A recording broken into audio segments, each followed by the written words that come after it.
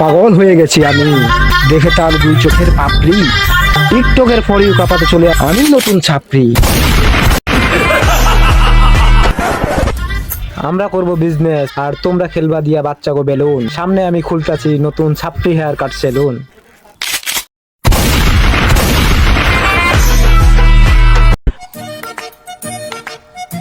ভাও ভাও, আপনি তো কাম ঘটায় ফেলাইছেন। টিকটকের ফরি তো শুধু আপনারই নাম, পুষ্পা দা সাপ।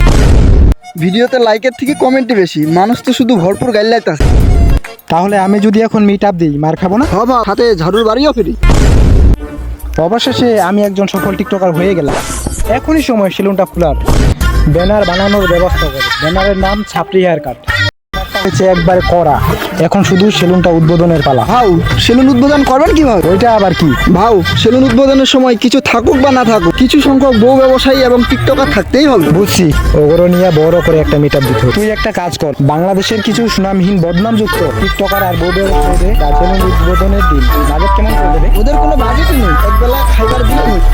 ওই লিঙ্ক ভাইরাল হয়েছে, লিঙ্ক সম্রাট। ওদের ডাক দে, ওরা সব সেলুন উদ্বোধনের সময় থাকে। ওগো অন্যরকম একটা ফ্রেশ ভ্যালু আছে। ফেস ভ্যালু থাকবো না? ওরা যে কাজ করছে ভাইরাল হওয়ার জন্য, এই বউ ব্যবসায়ীদের দ্বারা যে উদ্বোধন করা ব্যবসা কি উন্নয়ন হবো? কিছু করার নাই ভাও, ট্রেন্ড ফলো করতেই হবে। কারণ ট্রেন্ডে উদ্বোধনের টিকটকার আর বউ ব্যবসায়ীদের থাকতেই হবে। ঠিক আছে, ওগুলোকে কথা কইয়া তাড়াতাড়ি সেলুনের সামনে একটা মিট আপ দেওয়ার ব্যবস্থা কর। যেভাবে হোক এই ব্যবসা সবার আগে আমাকে উপরে উঠতেই হোক, কারণ পুষ্পা ঝুঁকে গে নেই।